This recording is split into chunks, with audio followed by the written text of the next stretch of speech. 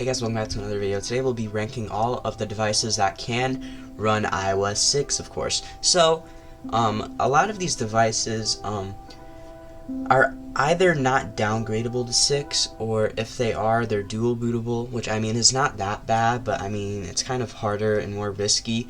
And a lot of these devices, you're probably just better off trying to find one on its original version, like a iPad 4 or like a mini one, which I'm getting ahead of myself anyway. But yeah, but I will be showing you a tier list of the best and the worst, of course.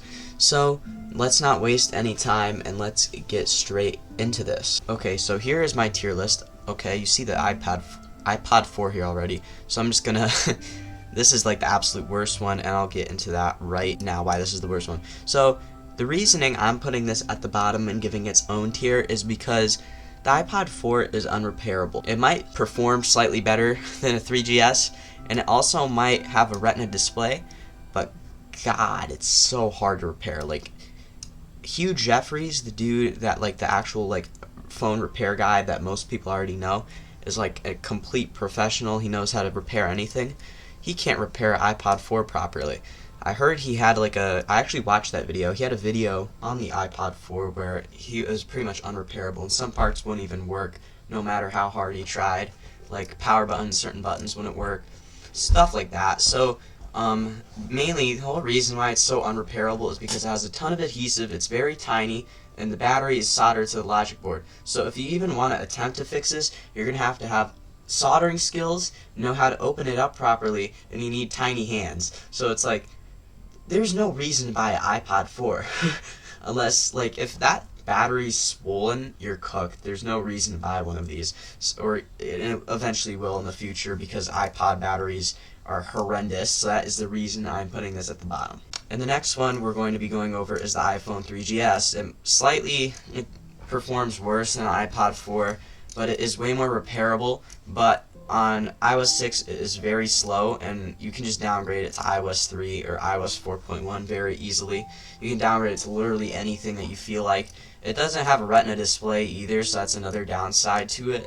And I wouldn't use this unless you on iOS 6 unless you intend on downgrading. So the 3GS is going in the F tier, and the next one we're going into the C tier is the iPad 3rd generation, which, I mean, the only way you can get a lower iOS version is through dual booting, and dual booting is quite risky, as I said earlier.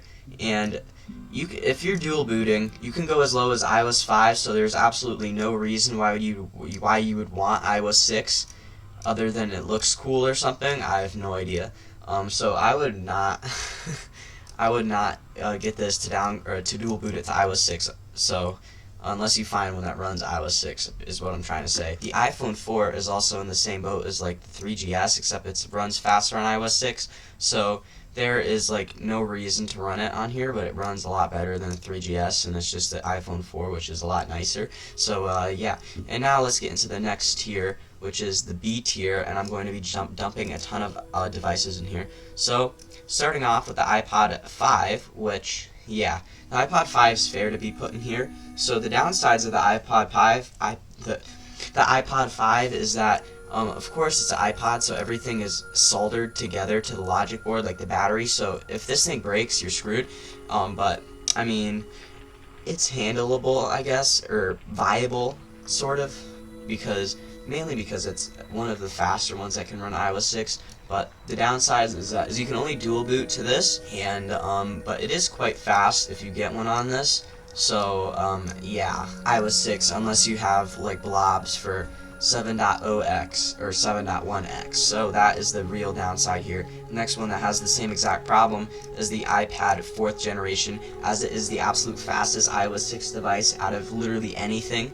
You can do anything on this. I feel like they should have let this thing go higher than iOS 10, to be completely honest, because of how fast this thing is, but they didn't. So anyway, you can downgrade this to iOS 6, of course, through dual booting, or through, if you have 7.0x blobs, which is even harder to find than 7.1x blobs at the minimum. So yeah, that's why I'm putting the iPad 4 here. And same thing with that mini one, except I believe the mini one can only be dual booted. I'm not sure. Yeah, the only real way to get on this on 6 is through dual booting.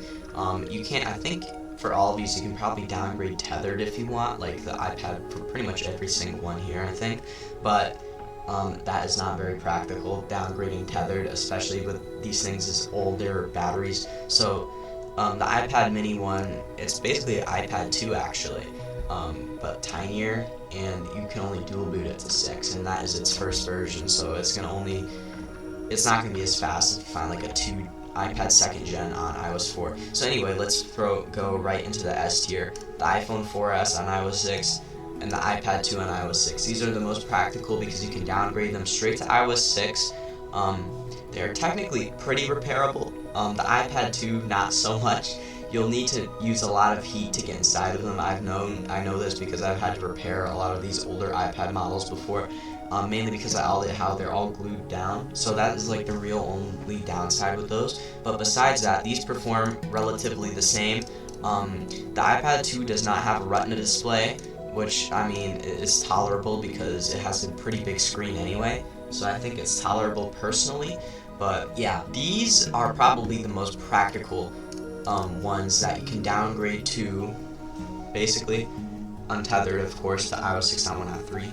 And yeah, or you could technically, if you wanted to, on the iPad 2 or iPhone 4S, you could dual boot to iOS below that, like iOS 4 or iOS 5, but those are kind of harder and takes a little bit more skill and risk to do that, so I wouldn't personally do that. I would just downgrade them untethered to 6 if you are able. So yeah, that is my tier list basically. If you want to screenshot this, feel free. If you want to take this for later, you can just take a screenshot of this right now. So feel free. I just turned off my thing so you have more room. So go ahead and screenshot this right now if you want to save that for later. And this has been Derek from Certified Legacy, and if you enjoyed this video, please like, subscribe, and turn on the notification bell so you're notified when I come out with brand new videos, and share it to someone that might find this interesting and or helpful. Also check out my social media accounts. I have Twitter, I have Reddit, and I have a second YouTube channel. So if you want to go check all those out, subscribe, follow, etc., go do that. They're all linked in the description. And this has been Derek from Certified Legacy, and I will see you in the next video. Bye-bye.